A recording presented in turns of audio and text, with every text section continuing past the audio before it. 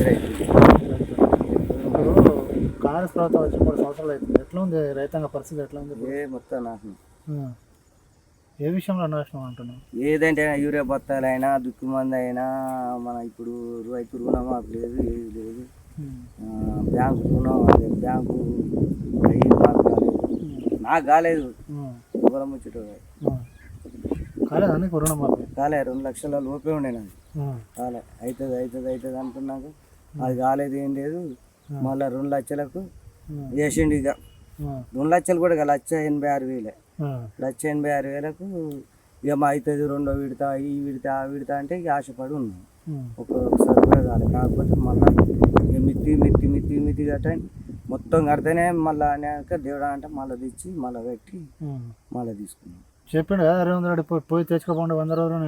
ఏది లేదు, ఏది లేదు. పోతే ఏమన్నా మాకు కాలేదండి. ఇంకో విడత మా పెద్ద కావచ్చు అని బ్యాంక్ మేనేజర్. ఇంకో విడత అంటే ఏం సార్ అంటే మేమేం చేయం, పైనుంచి రాలేదు అట్లా. ఇక సపరేట్గా లేకపోతే మీరు బ్యాంక్ కట్టకపోతే మీరు మీ ఇల్లుకు జప్తు చేస్తాం అది ఇది అని ఇక వాళ్ళు బెదిరించేది ఎట్టుంటుంది.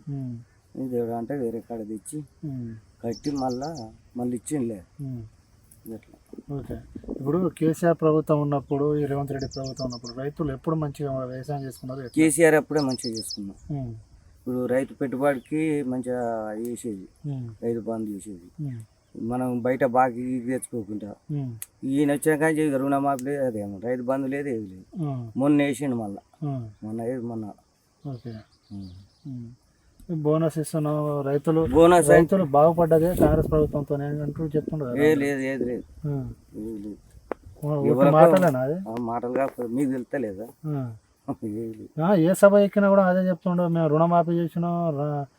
అది ఎవరికైంది, మాకైతే కాలేదు. నాకు 1,86,000 ఉండే. 1,86,000 అంటే 2 లక్షల వరకు అయితే అవుతుంది అంటే అది కాలే. ఈ విడత ఆ విడత ఆ విడత అన్నారు, ఏ విడత కాలే. ఓకే. మీరు ఇంతగానో ఇబ్బంది పడుతున్నారు కదా, మళ్ళీ ఇంకో 5 సంవత్సరాలు నేనే ఉంటానని చెప్తున్నారు ముఖ్యమంత్రి. ఎట్లా మరి? ఇక ఉంటాయంటే మరి చెప్పలేము మనం, మన చేతులు. ఆయన అయితే రాడిగా సినిమాలో కూడా. కేసీఆరే మంచిగా నీళ్లు కానీ కరెంటు కొరత లేదు, రైతుని ఇబ్బంది అసలే పెట్టలేదు. సరే ఆయన ఎడ తెచ్చిండో ఏం చేసిండో మనకు తెలియదు. రైతుని అసలు ఎట్టుకొచ్చాలో కూడా ఇబ్బంది పెట్టలేదు. కళ్యాణ లక్ష్యం కూడా ఇచ్చిండు. ఆడపిల్ల పుడితే 13,000, మగ పిల్లవాడు పుడితే 12,000. ఇవన్నీ మంచిగా చేసిండు. ఆయన చూపి చేసిండు. నేను ఇస్తా అని ఎవరో చెప్పలేదు, చెప్పకుండానే అందరికి ఇచ్చిండు మంచిగా. ఈయన చెప్పిండు కదా, ఈయన చెప్పిండు కానీ ఏది మరి ఇప్పటికి పెళ్లి చేసుకున్న వాళ్ళకి 1 రూపాయి వచ్చిందా? పాత పథకాలు ఏమైనా వస్తున్నాయి మరి? వేయలేవు. కేసీఆర్ ఆనవాళ్ళు చేస్తా అంటే ఇదేనా? ఏది లేదే. కన్నా నేను 10 సార్లు పోయిన పింఛన్ కోసం. నాకు వస్తాను ఇప్పుడు కాదు, కేసీఆర్ అప్పటి కాంచి. ఎంత వస్తుంది? 4,000 వస్తాను. 4,000. మీకు 6,000 ఇస్తా అని చెప్పింది అన్నాడు కానీ మీ ఎమ్మెల్యే ఎవరు ఇక్కడ? మా ఎమ్మెల్యే ఇప్పుడు ప్రజెంట్ ఎమ్మెల్యే మురళి నాయక్. ఎట్లా ఉంది ఆయన ఒక్కసారి కూడా రాలేదు మా ఊరికి. ఇప్పటికి ఒక్కసారి కూడా రాలేదు. ఒక్కసారి రాలేదు. ఇది మంచి లేదు, చెడు లేదు, ఏది లేదు. ఓటేసి గెలిపించారు, మీ ఊరికి రాలేదా? మరి గెలిపిస్తారా మళ్ళా? ఇక గెలిపిస్తారా అంటే మన చేతులు ఉన్నదా? నేను ఒక్కరిని ఎత్తాయి కదా. మీ ఊరికి ఏం? మా ఊళ్ళో మొన్న టీఆర్ఎస్ సర్పంచ్ గెలిపించుకున్నాం మేము. ఓకే. టీఆర్ఎస్ గెలిచింది మా కాడ. మీ మాజీ ఎమ్మెల్యే ఎవరు?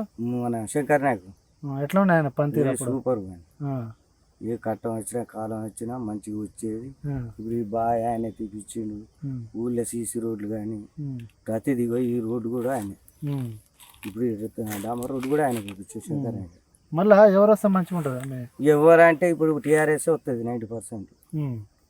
మంచి పనులు చేశారు, మంచి పనులే చేసింది.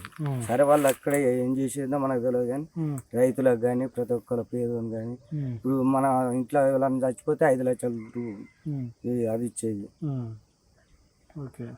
మళ్ళీ ఇవన్నీ 6 గ్యారెంటీలు చెప్పిండు కదా, మొత్తం అమలు చేస్తాం. మళ్ళీ నాకు ఓటు అంటే చేస్తారా? మళ్ళీ ఒక్క ఓటు కూడా వేయరే. ఇప్పుడు మాకు తెలిసినంత వరకు అయితే నేను చెప్తాను కదా, ఇప్పుడు ఒక్క ఓటు కూడా పడదు వాళ్ళకు. మిమ్మల్ని నమ్ముకొని ఇంకా 5 సంవత్సరాలు ఉంటారని చెప్తాను అంటారే. ఇప్పుడు ఎవరైనా నోటికి వచ్చింది ఏదైనా అంటారు, 5 సంవత్సరాలు ఉంటారు.